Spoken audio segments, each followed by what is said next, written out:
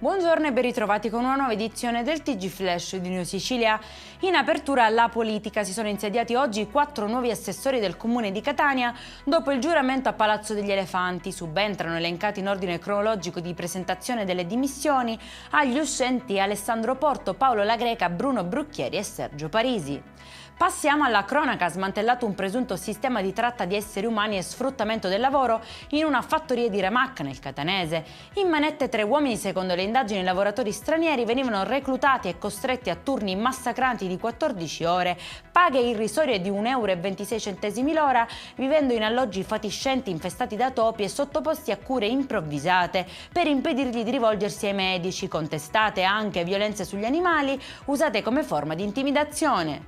Esplode il caso Oda a Catania, stipendi bloccati, conti in rosso fino a 68 milioni e oltre 300 famiglie senza certezze. La CISAL parla di imbarazzo indicibile e chiede risposte immediate alla Regione e all'ASP, mentre la crisi mette a rischio anche l'assistenza a più di 1500 utenti fragili. E ci spostiamo a Enna, dove 5 agenti, 3 poliziotti e 2 carabinieri sono stati aggrediti da un uomo durante un controllo. La FSP denuncia la grave carenza di personale in provincia e chiede alle istituzioni più uomini e pene certe contro le aggressioni alle divise.